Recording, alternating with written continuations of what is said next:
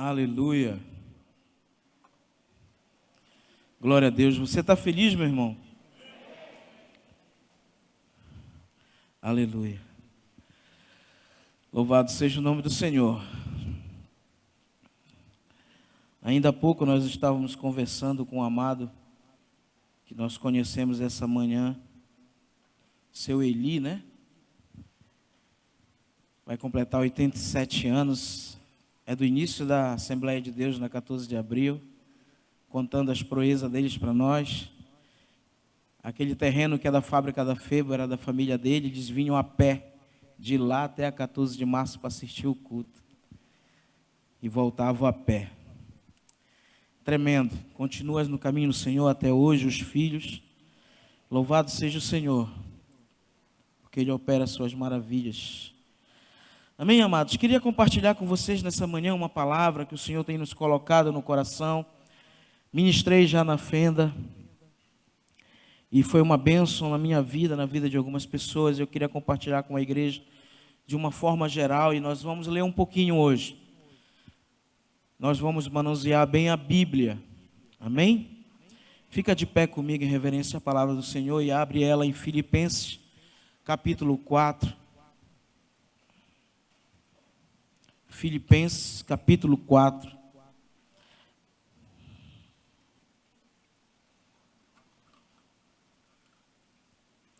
Filipenses, capítulo 4, verso 1 ao 7.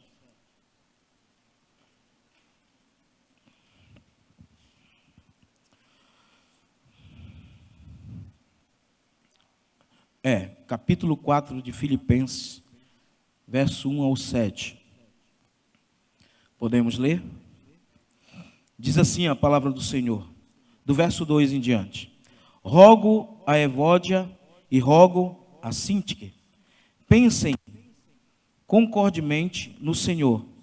A ti, fiel companheiro de jugo, também peço que auxilies, pois juntas se esforçaram comigo no Evangelho, também com Clemente e com os demais cooperadores meus, cujos nomes se encontram no livro da vida. Alegrai-vos sempre no Senhor. Outra vez digo, alegrai-vos. Seja a vossa moderação conhecida de todos os homens, perto está o Senhor. Não andeis ansiosos de coisa alguma, em tudo, porém, seja conhecidas diante de Deus as vossas petições pela oração e pela súplica, com ações de graças. E a paz de Deus, que excede todo entendimento, guardará o vosso coração e a vossa mente em Cristo Jesus. Amém? Glória a Deus, podemos assentar.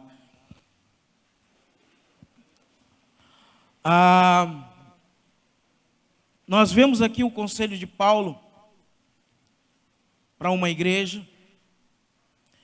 E Paulo, certamente já sabendo que a sua cabeça estava a prêmio, e que a qualquer momento ele poderia partir. E ele dá um conselho para esses irmãos, para continuarem. E o que começa a me chamar a atenção foi do versículo 4, onde ele diz assim: alegrai-vos sempre no Senhor. Outra vez digo, alegrai-vos. Sejam felizes. E aí no versículo 5 ele diz: seja a vossa moderação conhecida de todos os homens, perto está o Senhor. Seja conhecido vossa moderação. Essa palavra aqui eu pesquisei, e ela tem um sentido de medida certa. Em outras palavras, equilíbrio. Embora ao meio as tempestades, as preocupações, as avalanches, as situações de vidas, tudo que tem acontecido com você, mantenha a moderação, mantenha o equilíbrio, a medida certa. E seja feliz, viva. Em outras palavras, Paulo estava dizendo. Mesmo sabendo que a sua cabeça poderia rolar a qualquer momento, mas ele disse: vamos ser felizes, vamos viver. Mas a nossa moderação tem que ser conhecida diante o equilíbrio, a medida certa. Paulo estava advertindo aquele povo, eu não sei. De repente eles preocupados com toda a situação, uma perseguição sobre a igreja. E eles ali à beira da morte. Muitas coisas acontecendo. Mas ele disse, alegrai-vos. Outra vez eu digo, alegrai-vos. E que a vossa moderação, o seu equilíbrio, seja numa medida certa. Calma. Calma. Agora ele adverte, no verso 6, não andeis ansiosos de coisa alguma, em tudo, porém, seja conhecida diante de Deus as vossas petições pela oração e pela súplica com ações de graça. Ele está advertindo aqui, vocês estão preocupados? Vocês têm alguma coisa? Vocês têm lutas? Vocês estão vendo à frente de vocês algo que tem apavorado?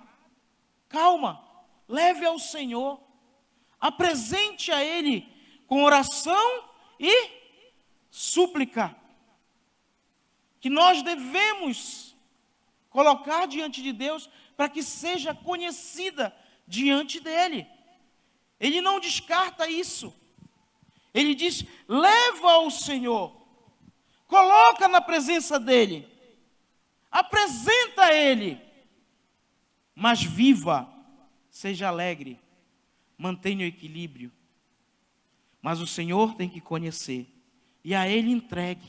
E Ele diz, no verso 7, e a paz de Deus, que excede todo entendimento, guardará o vosso coração e a vossa mente, em Cristo Jesus.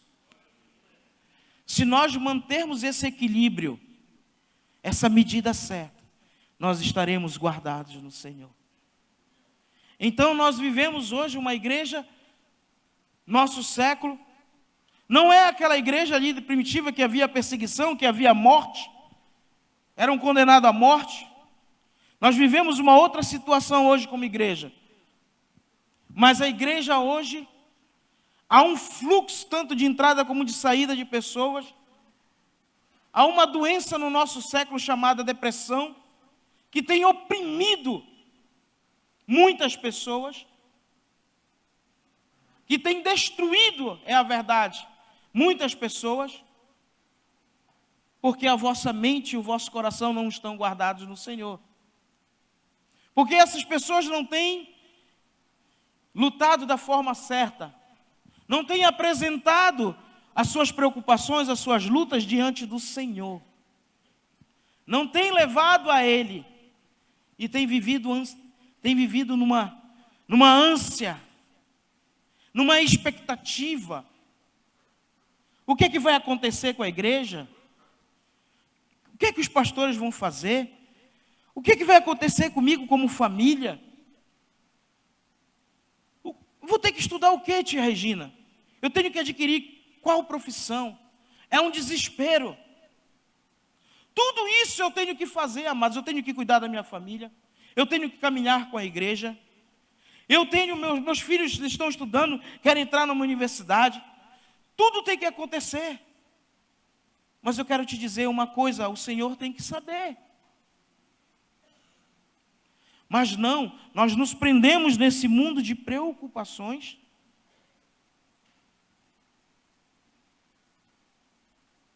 E ficamos presos. E eu não quero falar nem muito da preocupação. Porque a preocupação é um dos fatores que nos leva ao medo. Deus vem falando comigo umas 3 semanas, particularmente, em relação ao medo. E o medo, amados, quando ele entra, quando ele nos toma, ele corrói, ele destrói, ele nos paralisa, ele nos anula. E o medo nos tira da presença de Deus. Agora o medo, como é que ele vem? Como é que ele acontece? Essa é a grande questão. O medo, só para que nós fiquemos atentos, é algo natural dentro de nós. é uma reação natural do ser humano de retração a alguma coisa que ofereça perigo. Agora, como nós vamos lidar com medo, é que é o problema. E eu queria ler com vocês algumas situações para nós sabermos como lidar. Porque as preocupações, essas ansiedades, elas podem nos levar ao medo. E o perigo do medo é tirar você do centro da vontade de Deus. E o inimigo, conhecendo essa arma, ele a usa para te tirar do foco, para te tirar da direção certa, para fazer uma baixa no exército de Deus, mais um que está anulado. E muitos têm sido anulados por causa do medo. Muitos. E eu quero te dizer, amado, que o desespero, se você começar a ficar muito ansioso, e uma das consequências, a preocupação te leva ao medo, e o medo te leva ao desespero. O desespero, ele vai te levar a lugar nenhum. O desespero só vai te destruir.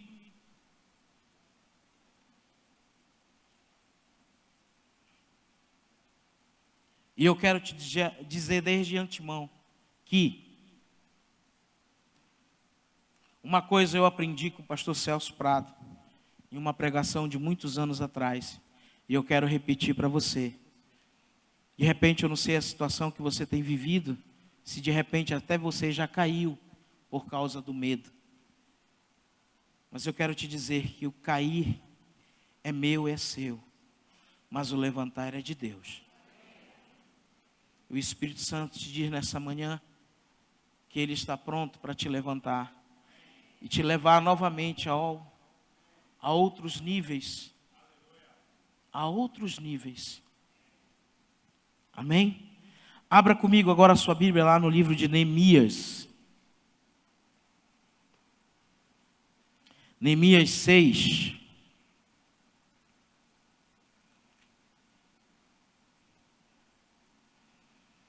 Velho Testamento.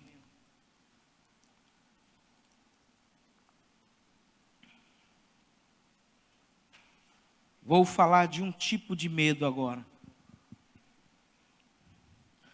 Neemias 6, verso 1 em diante. Amém? Posso ler? Diz assim: Tendo ouvido Sambalat, Tobias e Gesem, o arábio, e o resto dos inimigos que eu tinha edificado o muro, e que nele já não havia brecha nenhuma, ainda até este tempo não tinha posto as portas nos portais, Sambalat e Gesem mandaram dizer-me: Vem, encontre-nos nas aldeias, no vale de Ono. Porém, intentavam fazer-me mal.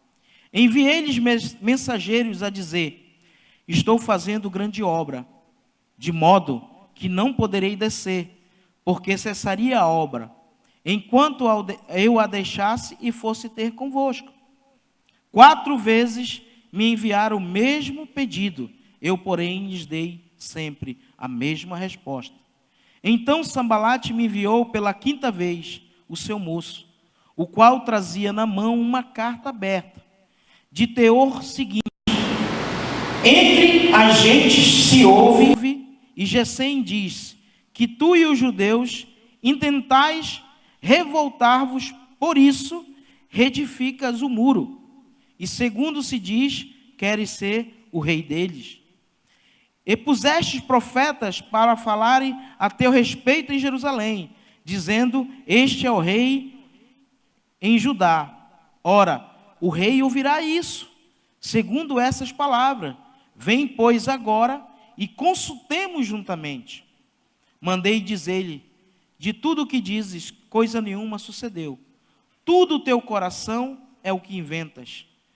Porque todos eles procuravam atemorizar-nos, dizendo, as suas mãos largarão a obra, e não se efetuará. Agora, pois, ó Deus, fortalece as minhas mãos. Tendo eu ido à casa de Semaías, filho de Delaías, filho de Meetabel, que estava encerrado, disse ele, vamos juntamente à casa de Deus, ao meio do templo, e fechemos as portas do templo, porque virão matar-te. Aliás, de noite virão matar-te. Porém eu disse, homem, como eu fugiria? E quem há como eu, que entre no templo para que viva? De maneira nenhuma entrarei. Então percebi que não era de Deus quem o enviara. Tal profecia falou ele contra mim, porque Tobias e Sambalate o subornaram. Para isto o subornaram, para me atemorizar, e para que eu assim viesse a proceder e a pecar, para que tivesse motivo de me infamar e me vituperassem. Lembra-te, meu Deus, de Tobias e de Sambalate, no tocante a essas suas obras, e também da profecia de Naódia e dos mais profetas que procuravam atemorizar-me. Amados, aqui é uma situação. Deus já tinha usado a vida de Esdras e Zorobabel para restaurar o templo que foi destruído pela Babilônia. E Deus chama um homem chamado Neemias para que restaurasse os muros de Jerusalém. E ele foi para lá. Mas inimigos se levantaram porque queriam que Jerusalém continuasse vulnerável. Eles sabiam que se voltasse a cercar e fazer os muros, eles não teriam mais influência, eles não iam mais se aproveitar da fragilidade do povo de Israel. E Deus levanta Neemias como um grande líder para levantar os muros. Mas homens inimigos são levantados para quê? Como diz que nós lemos, atemorizar. Em outras palavras, colocar medo. Colocar medo. Esse é o medo que o inimigo usa através de outros para querer nos paralisar, para querer nos destruir. Pessoas que vêm com falsas intenções para que venham colar em nós e querer nos atemorizar, querer colocar o medo, querendo nos paralisar. E essas pessoas usadas pelo inimigo tiram as pessoas do foco, porque vêm com conversas e outras coisas mais e tiram as pessoas do foco, do centro da vontade de Deus, colocando medo.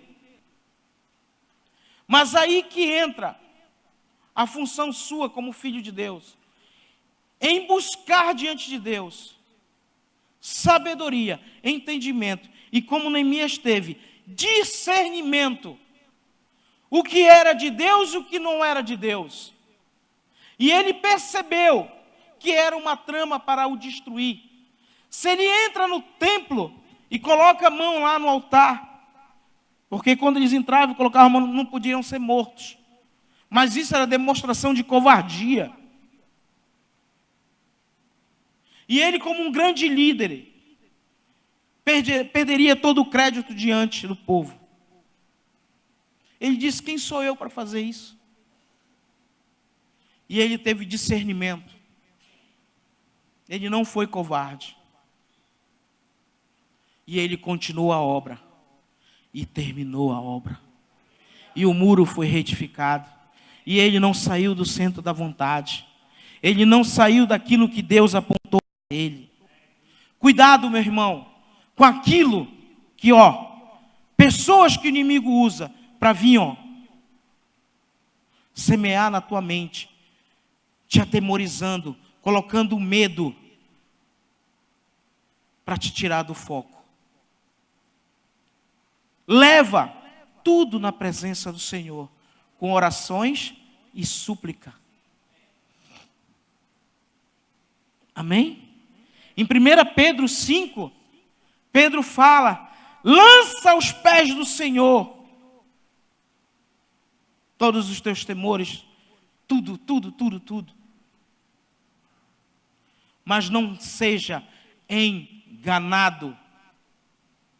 Porque o medo, como eu já te falei, ele corrói, ele destrói, ele te anula, ele te paralisa e principalmente te tira do foco, do centro da vontade de Deus.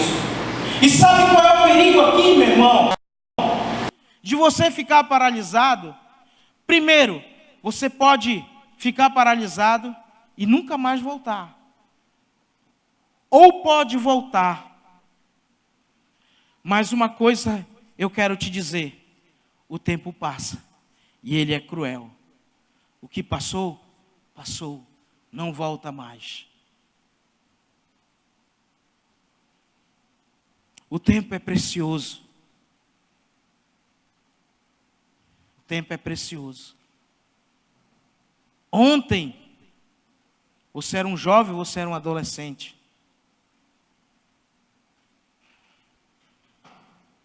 E hoje, você pode perder muito tempo. O tempo é cruel.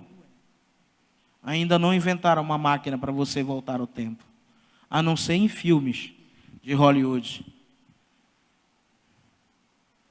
E da feita que passa, meu irmão, passou. É só olhar para frente, daqui para frente. Então, não seja enganado por inimigos que tentam te tirar do foco, em nome de Jesus. Não te desespera, não dá ouvido, tenha discernimento, busque discernimento diante do Senhor, para você não cair no laço do inimigo, porque quem vai perder é você. E o tempo não volta. Se você voltar, você vai ter que olhar para frente e continuar caminhando. E eu te digo, como falei antes, o cair é meu, é seu, mas o levantar é de Deus. Ele pode novamente te levar a níveis maravilhosos, mas se você puder evitar, não caia no laço do inimigo, em nome de Jesus. Esse é um tipo de medo usado pelo inimigo, que vem de fora para tentar nos atemorizar. Amém? Agora eu quero falar com vocês em Atos. Abra lá em Atos dos Apóstolos. Atos 4.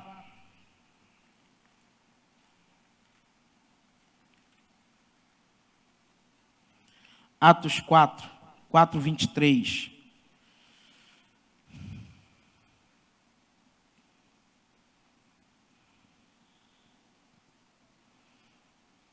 Atos 4, 23. O mundo anda desesperado. O que fazer? A morte, desemprego, profissão, família, filhos, desesperado. E o mal do século imperando. Depressão, as pessoas se encavernam. Às vezes uma pessoa está no teu lado e você não sabe que tem depressão. Eu tenho uma amiga de faculdade que há um ano, fez um ano agora, perdeu um filho de 21 anos de idade. O rapaz estava trabalhando, fazendo faculdade, sorrindo no lado dela, namorada, tudo normal.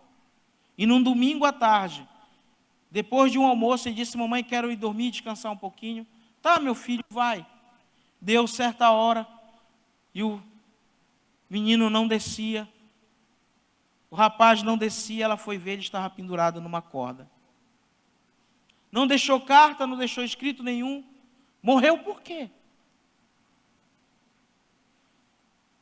E os psicólogos afirmam, psicólogos médicos afirmam, que tem pessoas que estão com depressão no nosso meio, que não sabem que tem depressão, porque ainda não foram diagnosticados, porque ainda não vivem encavernado, mas já têm depressão.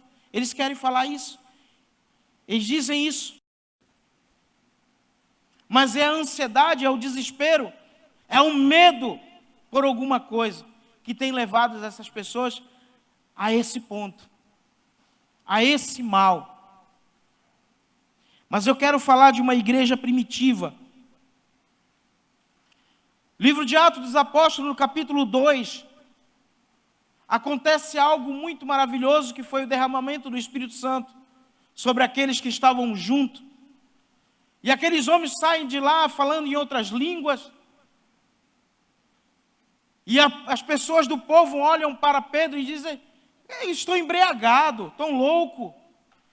E aí vem um primeiro discurso de Pedro, e 3.000 e poucas pessoas se convertem ao Senhor Jesus.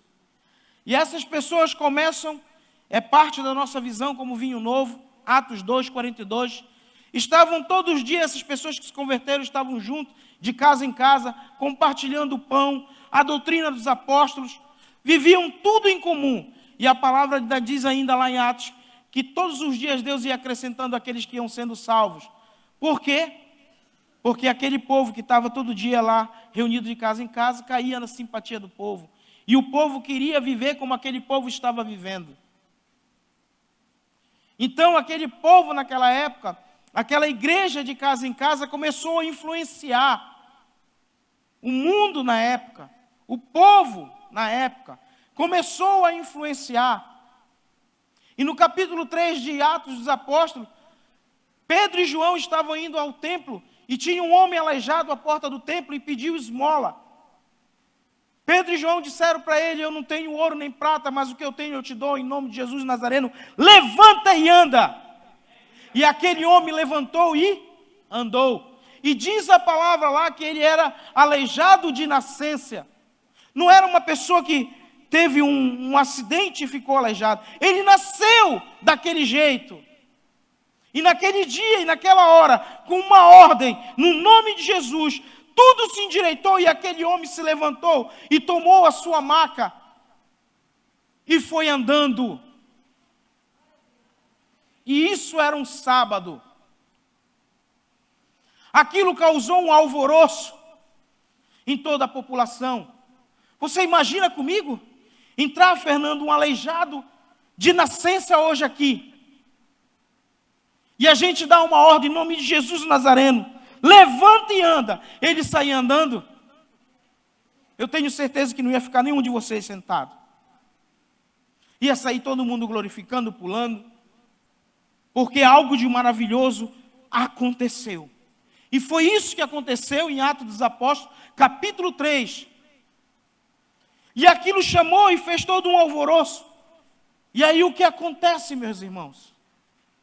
O Sinédrio, aqueles que mataram Jesus, lançam a mão sobre Pedro e João e levam ele para onde? Para o cárcere. Deixem lá essa noite. Pela manhã, nós vamos conversar com ele. Agora eu quero te levar ao povo que ficou do lado de fora. Capítulo 4, verso 23. Diz assim: uma vez soltos, procurava os irmãos e lhe contaram quantas coisas lhe haviam dito os principais sacerdotes e os anciãos. Ouvindo isto, unânimes, levantaram a voz a Deus e disseram: Tu, soberano Senhor, que fizeste o céu e a terra, o mar e tudo que nela há, que disseste por intermédio do Espírito Santo, por boca de Davi, nosso pai, teu servo, porque se enfureceram os gentios e os povos imaginaram coisas vãs.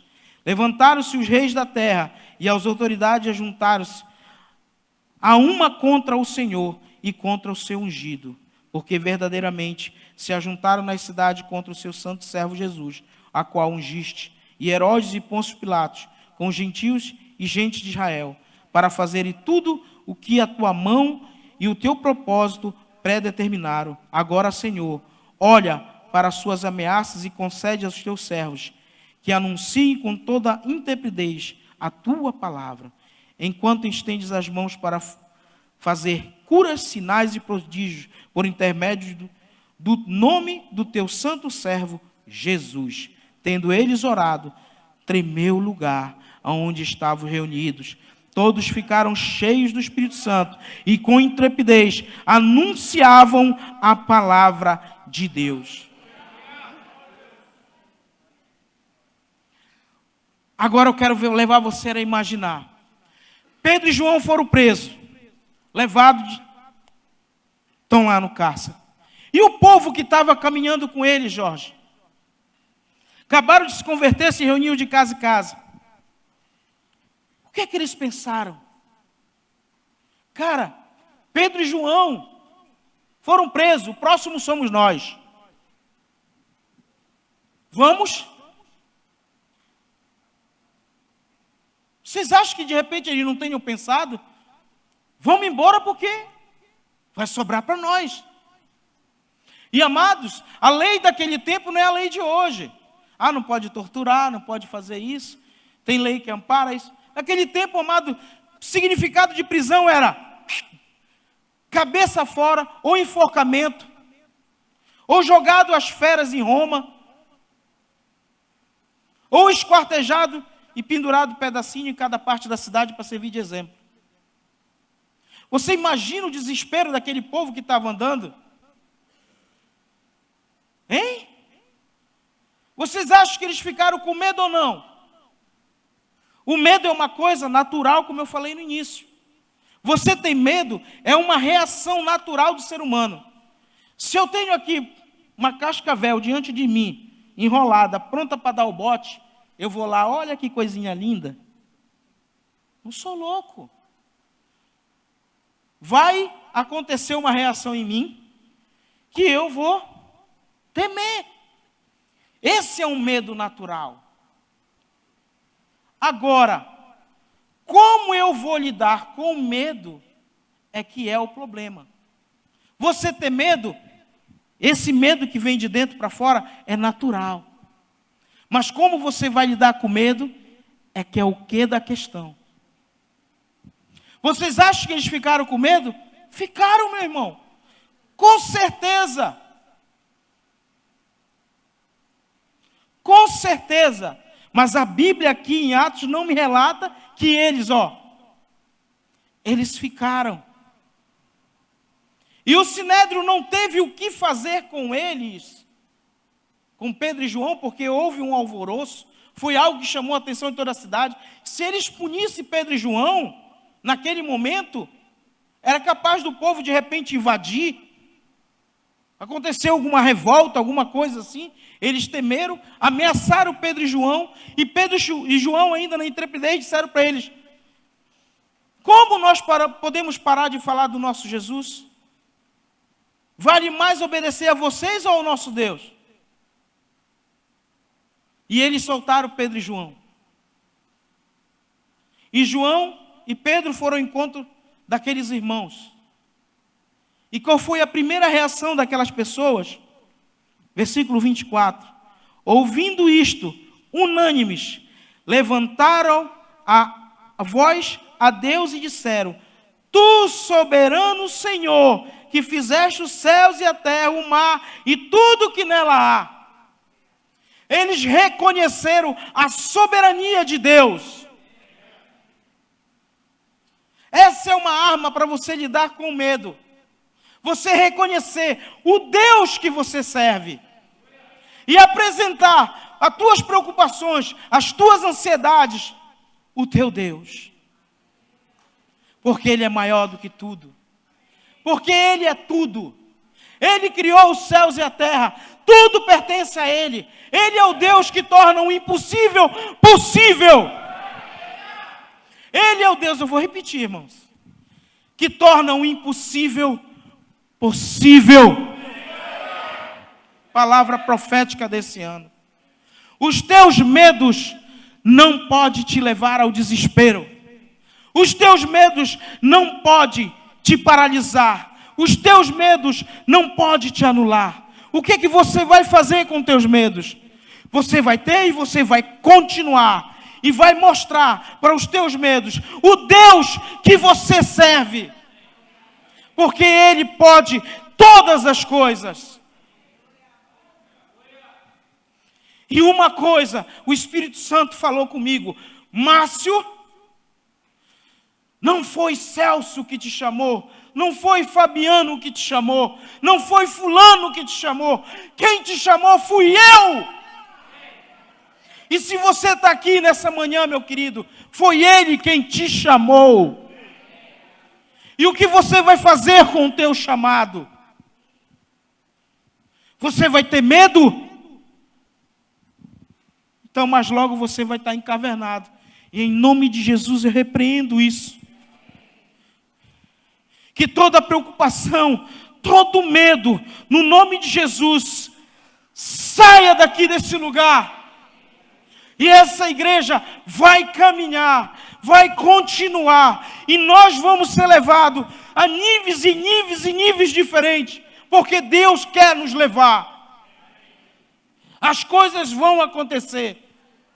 Porque nós aprendemos assim. Nós tivemos um pai espiritual que nos ensinou a ser assim. A caminhar, a mesmo não ver a ponte, pisar, crendo que a ponte está ali. O Jordão não abriu para Josué enquanto ele não colocou o pé. É assim que nós aprendemos a caminhar. E o medo não pode te destruir. Meu amigo, as tuas preocupações, os teus medos, eu quero te informar, eles vão continuar. Porque Jesus nos disse: eu passei e vocês vão passar, mas eu venci, vocês vencerão também. Agora, eu não posso ser paralisado pelo medo. Eu não posso ser preso, anulado pelo medo. Em nome de Jesus. Amados, toda preocupação. O que é que vai acontecer? Deixa de acontecer. Meu irmão, ora. Leva ao Senhor. Cabana do Espírito Santo. O teu quarto. A hora de dormir, a hora de levantar. Palavra de Deus, a boca de Deus. Deixa Deus falar contigo. Mas não seja anulado pelo teu medo. Porque o medo só vai te destruir. Não vamos ceder a isso, igreja, no nome de Jesus. Mas vamos caminhar. Vamos olhar para frente. Vamos andar. A Vinho Novo chegou aqui, amados. Se reunia num apartamento. Do apartamento foi para um salão de recepção. Do salão de recepção foi ali para Antônio Baena. Da Antônio Baena veio para cá, para 14 de março. Da 14 de março nós estamos na Índia, nós estamos na África, nós estamos no Nordeste, nós estamos no Ribeirinho, nós estamos em São Paulo, nós estamos porque Deus tem nos levado. Se fosse ligar para o medo, aonde nós estaríamos? Aonde você estaria? Pastor Celso está lá, um novo projeto, lá em Goiânia, refúgio secreto. Mas a Vinho Novo continua. A Vinho Novo continua. E nós vamos continuar. Em nome de Jesus. E eu quero te repetir, para encerrar. Quem te chamou não fui eu, foi o Senhor. Você não está aqui porque você quis, mas porque o Senhor te chamou. Porque o Senhor te chamou. Agora, o que é que você vai fazer com o teu chamado? Hein? Vai continuar olhando para as preocupações, para os medos? Hein? Para aqueles que o inimigo tenta usar para trazer coisas para te atemorizar? Mas essa igreja é uma igreja profética. E eu quero encerrar essa manhã com um ato profético. Eu comecei nessa Vinho Novo aqui, andando nesse lugar de um lado para o outro, buscando o Espírito Santo. Desse jeito. Minhas filhas nasceram e a gente vinha para a oração e elas passavam de colo em colo. Havia um novo orando. Você crê que você foi chamado? Eu sei que você tem passado lutas. Eu sei que você tem preocupações. Eu sei que você tem medo. Mas o lugar de você deixar o teu medo, as tuas preocupações, é diante do Senhor. E eu quero te convidar como uma igreja profética a lançar os teus medos a partir de hoje. A lançar tudo aquilo que tem te controlado, tem te prendido, tem te anulado. Senhor, não permita. E como eu falei, você pode até ter parado, caído no meio do caminho, mas o levantar é do Senhor. E agora é a hora de você ser levantado. É aqui, aos pés do Senhor. Desça do teu lugar com uma autoridade dentro do teu peito e venha gritar aqui nessa frente. Não seja escravo mais, amado. Você foi liberto. Não deixe o inimigo te levar a uma escravidão que você não pertence mais. A escravidão não é o teu lugar. Você já foi liberto. Venha para cá e abra a tua boca e profetiza. Senhor, eu te apresento as minhas preocupações e lanço aos teus pés, porque eu creio na tua palavra. Assim como tu levantaste os teus santos profetas, assim como tu levantaste os teus discípulos, o Senhor pode fazer nessa manhã, a levantar cada irmão.